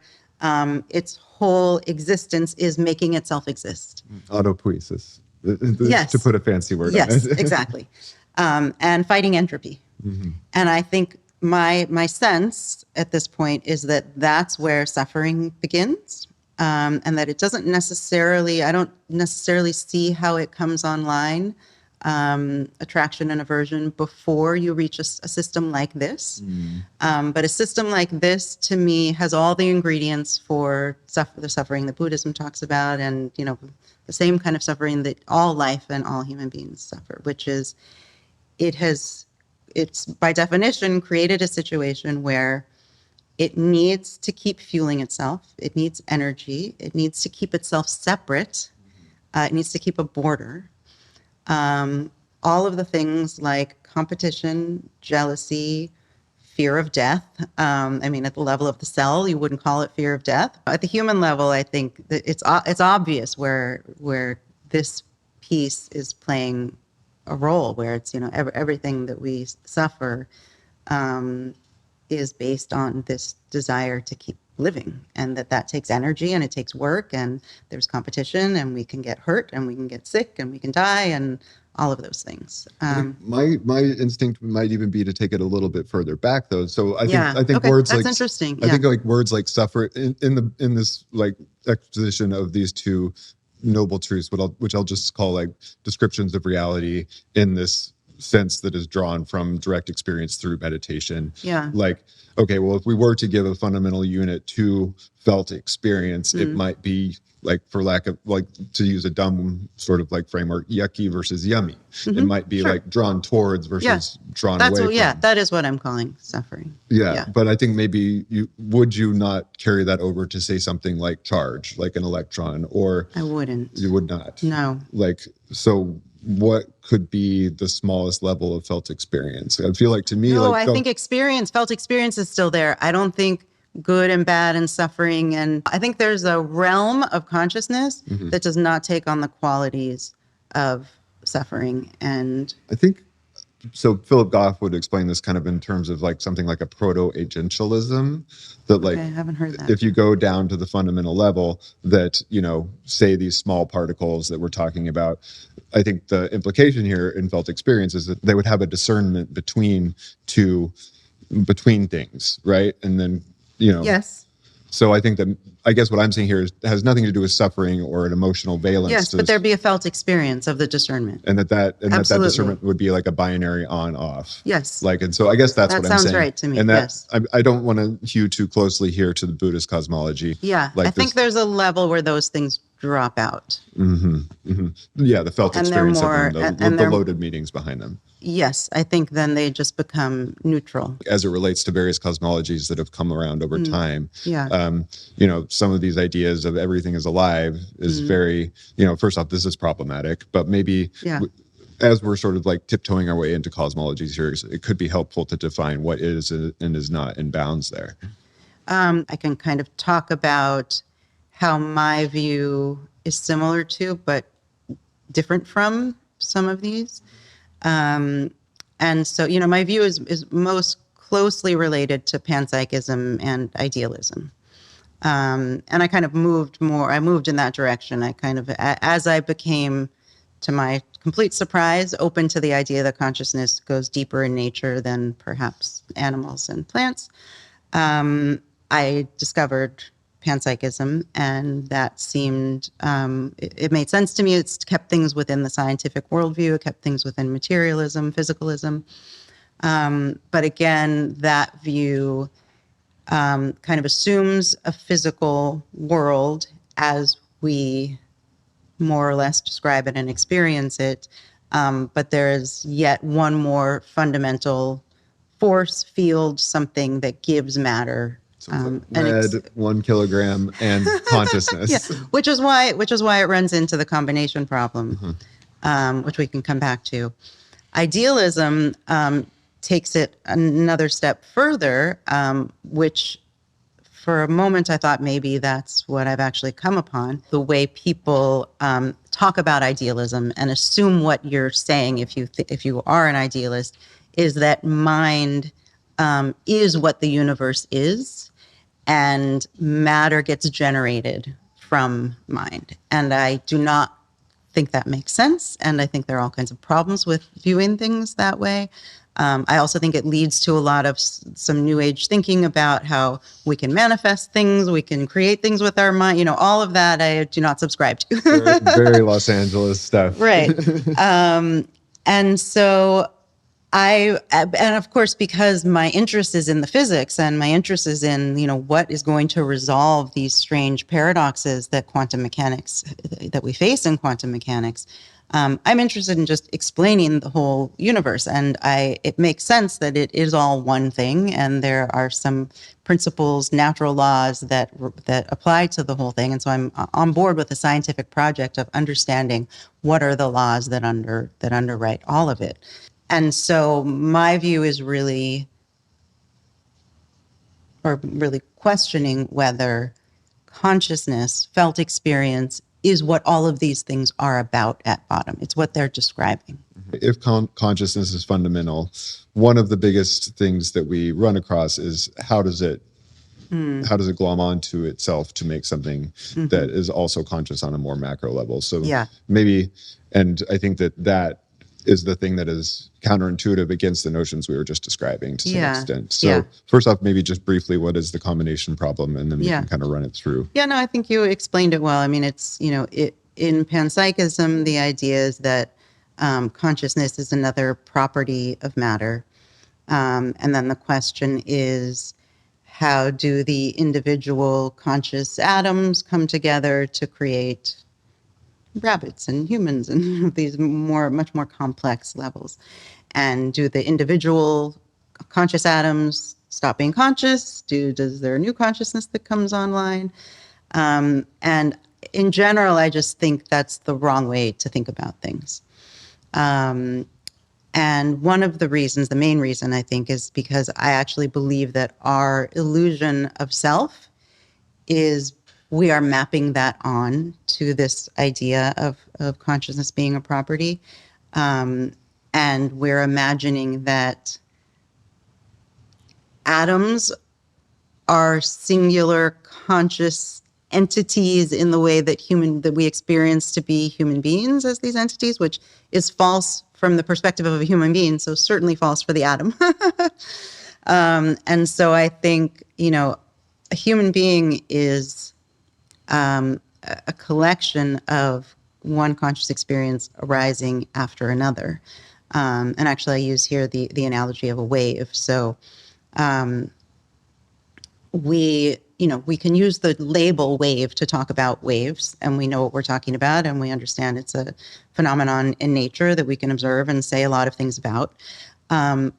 But we understand when we talk about waves that they're not concrete things, that are pieces that can be put together with other pieces. It is a phenomenon in nature, very dynamic, ever-changing. And the same is true of a self. It is each conscious experience I'm having is generated anew by neuronal activity in my brain. The brain and the self and the mind, the self in particular, is much more of an ever-changing, evolving process than it is a static thing. And so I just think we're making a categorical mistake when we even talk about atoms as things that have consciousness, because I just think it's a projection of something that we're already misunderstanding about ourselves. Which I have been doing repeatedly in this conversation. But okay, and I think this is sort of the most woo aspect of panpsychism. This is the one that is sort of most implicated in its woo-ness, which is, okay, well, is the earth conscious? Is the universe conscious? I just think it's the wrong way to think about it. Yeah. So it's the wrong way to think about it, but let's say a rock, right? A rock is. I think I have another way in. All right. But don't forget what you were going to say. Go ahead. Even at the level of the human mind, and I won't get into all the details of the neuroscience and experiments that have been done, but there is good reason to believe that there are all kinds of conscious experiences arising in my brain right now that the I believe myself to be, that only has access to whatever memories I have access to, don't have access to. In the same way that, if I had a parasite that was conscious, there's no reason to think that I would be able to report on the conscious experiences of the parasite, right? So there are all kinds of systems within my own body and brain that are very likely giving rise to conscious experiences that don't enter my stream of memory, that I'm not calling me, but that are right here. And so I think that idea helps us shake up this idea that even I am a single system, let alone a spoon, or it's like, it just doesn't make sense to talk about an object as a single source of consciousness. I think even in the human brain, there are probably countless experiences arising and passing away that never enter my stream of memory. The best example of this, if your audience is interested, is in the split brain work, and I talk a lot about that in my book and my docuseries, and you can look it up. But briefly, this is a procedure that is almost never done anymore because we have better medications, but for epileptic patients whose lives were being destroyed by and put at risk by grand mal seizures, they would surgically cut the corpus callosum, separating the right and left hemispheres of the brain. And what they discovered in this process is that you wind up actually with two centers of consciousness that are not sharing information. And there are ways, I don't have time to explain all of this, but this is all something that can be looked into, but there are ways of interrogating the left and right hemispheres when they've been split. And they have different answers to questions. They have different opinions about things. But the left hemisphere in most people is where the speaking center of the brain is. And so when you're talking to that person, the answers you're getting are only from the left hemisphere. Yet there is a right hemisphere having different thoughts, different ideas, different preferences. You ask a split brain patient what they want for dinner, and they'll tell you fried chicken, and the right hemisphere could be silently, stuck, unable to say, I want pizza. And so I think there's actually a version of something like that happening all the time in a human brain. And so the idea that we are this one thing, even in terms of our conscious experiences, is false. And I think the assumption that most people would make in that situation is, okay, well, you cut the wires, so you had one system that became two systems. Right. And I think that this is definitely something that is prominent in how people try to think about consciousness, and it goes back to what we were talking about earlier around, well, is a rock conscious or is a human being conscious? Because people view, maybe it is even intuitive to view that a rock is not a system and a human is. Yes. And so because it's working together, this is sort of the basis of integrated information theory. It is an attempt to put a scientific measure on the level of connectedness of these systems and therefore to define them as systems. Yes. So connectedness is one aspect of it, and causal power, or its ability to impact other things, is sort of the other measure, and that's kind of all looped up into a description of the system among its connected power, which should describe, in theory, how conscious it is. And that is really where the idea of a spectrum of consciousness comes from. Yeah, I think people kind of assume a spectrum of consciousness. Most of the scientists I talk to I have to talk out of this spectrum of consciousness. So I think that's kind of, in the scientific community, I think that's kind of largely assumed for some reason. It's a very strongly held assumption, Yes. I think, among scientists, because they want, I think often because they want to quantify things. So, Yes, and there's still, most scientists haven't gotten their minds around the hard problem. And so they don't see how it's either there or it's not. mm-hmm. And it's not like other emergent properties where you can't mark the moment where it's there. Consciousness is not analogous to that. And many scientists have a hard time seeing why that's the case. Mm-hmm. But, even if there's a spectrum of, how much content is in consciousness, if you're defining consciousness by there being a felt experience, if there isn't one in a rock, there isn't one in a rock, and then there isn't one in a collection of cells. And then at some point, no matter how minimal the experience is, you go from nothing to something. Mm-hmm.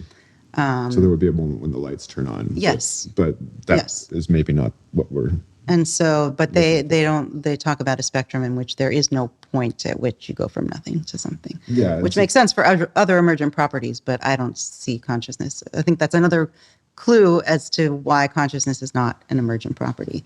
As far as integrated information theory, IIT, I talk to both of them a lot and love the work they're doing and think it's really interesting. My take on it is actually that what they're measuring, in part, or maybe mostly what they're measuring, is an experience of self and not consciousness itself. So it would be easy to see why we make this sort of possible mistake when we look out at the world around us. And it is intuitive. So if you think about, a lot of the times when I talk about panpsychism, I'm on hikes, like talking to friends, and I'm like looking around, I'm like, do you think that tree is conscious? Do you think that rock is conscious? Right. What about like the earth or the universe? It's almost more like how many conscious experiences are arising in the space that the tree embodies, Exactly. And I think Buddhism can actually be a little bit helpful in this context too, because there's this idea of conceptuality, like that the things that we see out in the world. So like a wall or a rock, like what is the difference between a rock and a mountain? Like, is a rock conscious or is a mountain conscious? And you like look at animism or various other cosmologies, and you see things that say, well, maybe a mountain is conscious. Maybe it has some core binding thing together. But a rock, I don't know. It's just a piece of a mountain that fell off. And I think that the way that could work to explain that is actually what you were pointing to earlier, which is that it's not necessarily a thing. This, like, if we really go fully buy into the idea of non-conceptual reality, we're actually looking at processes that are being. They're objects to us, but they're not objects in reality. So presumably there would be some sort of like base level of experience that then, and so maybe this does get into the combination problem. So we were kind of in a search there for a fundamental sort of like unit of felt experience that then would kind of come together to manifest as these bubbles in boiling water in different ways. Yes. And so maybe it would be good to just like sort of lay out the combination problem and why it's a sticky one. Yeah. Well, and it also, I don't really think it makes sense to talk about units at all. And I think that's part of our way of seeing our confusion in the way we interpret what we view as the material world. Is it seems to come in units, and so we think in units, but I think units are the wrong way to talk about the fundamental. And actually, this is how it gets into Rovelli's work. I can read this quote now, if that makes sense. And actually, I'll say what's interesting is I came to this view through the neurosciences, seeing how it seemed to me that a lot of known illusions were causing us to assume consciousness comes out of complexity. So I, through that method of thinking, kind of arrived at this view that I'm not doing a great job of describing, but trying to describe a universe in which consciousness is fundamental. What does that look like? Yeah. As I was creating that view, I then started talking to more physicists, and someone like Rovelli, I'll read this quote, but what's interesting to me is the version of a universe where consciousness is fundamental sounds almost identical to what he's describing in his theory of quantum gravity. And so he says, he's talking about how you can't break the world up into objects. And he says, I think quantum mechanics is ultimately telling us that this doesn't work. It works to some approximation. It works for our macroscopic classical picture, but it doesn't work in the details. What the properties of a thing are is the way in which these things affect other things. So therefore, there are no things by themselves. And that is a good description of the way I see things of consciousness as fundamental as well. So what I think there clearly is a structure, and I'm fascinated by that structure and why it exists and how it relates to the conscious experiences that arise. But the structure is almost like this ever morphing structure, at least how we experience it in time, in that conscious experiences affect other conscious experiences through what we perceive as time and space. And I don't know that we can talk about a single experience, although that's an open question for me. That's something I talked to a meditation teacher about actually in my series.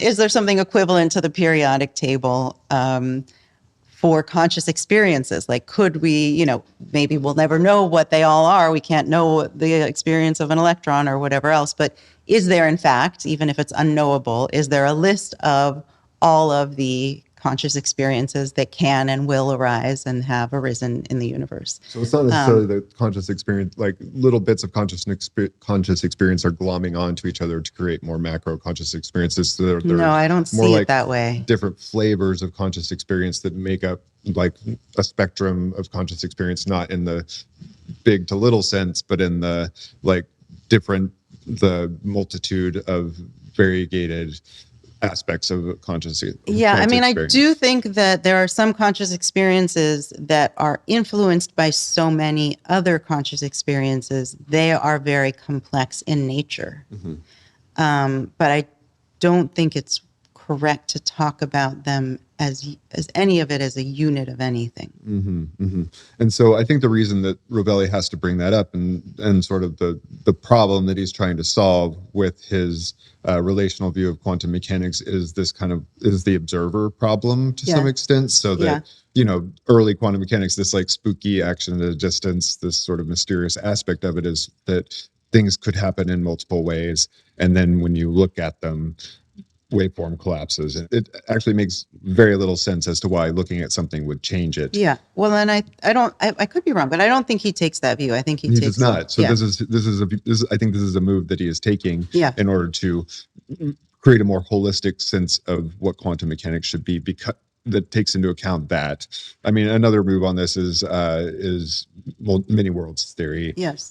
What I would ascribe to that, to just kind of circle back around to Buddhist cosmology, is this idea of codependent origination, right? Which is that everything is causing everything else at the same time. And so this is where the bridge happens between free will, as you were talking about earlier, to some extent. I think it could not have been another way, because there's such a unfathomable, variegated instance of interactions across everything that we could never comprehend. Yes. And so is that, I guess the question then is like, is that kind of what you're along the lines of what you're thinking? The codependent origination in Tibetan Buddhism, for example, is brought up as a force that brings everything into existence in this kind of spontaneously arising way. Yeah. So things just come into being, like the bubbles in water that you're talking about. Yeah. And that helps solve some of the direct experiences we have in meditation of this lack of self or free will. This is the sort of conclusion that they draw from that to some extent. Yeah. And I want to draw the line here a little. I just want to say that when I'm bringing up these Buddhist cosmologies, it's not because they are inherently true or that this nature of spirituality, but they are interesting ideas to try on, I think, in the effort to explain this direct experience of no self. So Buddhism is incredibly interesting to me because I actually see meditation, and I saw it this way before I knew that what I was doing as a child was meditating. I truly see it as a type of science, and it's the only science we have so far for interrogating conscious experience, because we haven't yet figured out any other way to get at conscious experience but to be it, right? And so very few civilizations and cultures or groups of people have in this systematic way decided they're just going to sit and watch. Watch the mind, watch what happens, what does consciousness do, what what exactly is happening here? It's like that thing that I was trying to do when I was 8 years old. There are people who for thousands of years have spent days, months, years. I mean, it's fascinating to me also because I've now sat not very long meditation retreats, but 10-day meditation retreats where that is essentially what you're doing every moment of every day for 10 days. I can't imagine what kinds of insights and experiences one has when you do 3 months, when you go for longer. And so I do see it as a scientific tool. I hope that one day we develop better tools. But I also think that some of the experiences we have when we're in meditation don't actually tell us interesting things or true things about the universe. And some of the things that I've read about Buddhism, some conclusions that it's come to based on the experiences that people had. And again, this is, it's many, many years ago before we had a lot of information about the universe through science. And so people can draw conclusions that come in the form of reincarnation, lots of other types of stories that you can see how one might draw that conclusion based on an experience in meditation, but there's no real reason to make that jump. And so I'm very skeptical of the types of Buddhist claims that talk about how the universe is structured in those specific ways that, as far as I understand and what I think is possible, what types of insights you could have in meditation. However, having said that, there are very few people who have run these experiments, and they are experiments, and incredibly interesting insights come out of them. And now we see that many of them are aligning with the science. Mm-hmm. Just to set aside for, dakinis or nagas, spiritual demons, that come up or reincarnation, various, like what I would say sort of like spiritual cosmologies, just to get into the aspect of being on a meditation retreat or practicing meditation. There are kind of two flavors of it also, so you have this, it's actually a little bit confusing. You were describing, I think, a Vipassana retreat, like something, a 10-day silent meditation retreat where you're doing this practice of paying close attention to your breath. And by doing that, certain things reveal themselves. In Tibetan Buddhism, it's actually a little confusing because it's reversed. So there's a type of meditation that they would describe as shamatha, which is this meditation that you're talking about. But then what they would say is Vipassana is like, instead of using the breath as your object of attention, you use as your object of attention the nature of reality itself, this non-dual aspect of reality, which is to break down this subject-object distinction and to sort of like dwell in this relationality that we're talking about. It's not necessarily that the gods or the demons are the thing, but this practice is not just paying attention to your breath. It could also be something a little bit closer to what you're talking about. Yes, absolutely. Yeah, and analytical Buddhism as well. To me, like the nature of this is where it gets into this idea of, well, I can't exist at the things that I'm seeing. So like the things that I am experiencing make me exist, and the things that exist because I'm experiencing them to some extent. I think this is my read on that, like the breakdown of subject-object duality, which gets to this idea of relationality. So if, in Carlo Rovelli's terms, we are witnessing the world, it is because of the interaction of me and the things that are around me. And that is like, can be all the way down to the very small scale of like, I want to go towards this versus away, all the way up to the scale of the entire universe. Is that kind of a description of the cosmology that you're describing or moving towards? Yes, I think so. I mean, more specifically in how I relate to how Rovelli is describing things is the fact that if consciousness is fundamental, each conscious experience is affecting another conscious experience. And there's some structure to it, again, that we don't yet understand. But that there's no thing of it in and of itself, because the conscious experience that's being had, part of the content of that is being dictated by another conscious experience. And so by definition, there's no way to get outside that system. The system by definition is from within. Yeah, so he actually speaks to that here. Oh, yeah. And the first radical consequence is that to attribute properties to something when it does not interact is superfluous and maybe misleading. Right. It is talking about something that has no meaning. Yes. For there are no properties outside of interactions. If we Right. imagine the totality of things, we are imagining being outside the universe. As I said earlier, looking at it from out there, there is no outside the totality of things. Right. And so, yes, it's very interesting to me that we're describing properties of the universe coming from very different perspectives. I actually had a conversation with him and also with Lee Smolin about the terms they were using. And what I was really getting at with both of them, Lee was more open to this than Carlo was. Lee his current theory is called the causal theory of views. And it's very complex and very mathematic and hard to completely understand. But the fundamental components of the universe, in his view, I shouldn't have used that word because are the views. And he talks about how the views are affected by the past and how, he talks about all of the physics of how this plays out. But the views themselves, and it's very similar to Rovelli's work, are the most fundamental thing. And so when I spoke to him, I said, when you use the term views, I don't know how to think about a view in the way that he's describing it as being affected by past events and the way they're interconnected with each other without consciousness. To me, that's what consciousness is.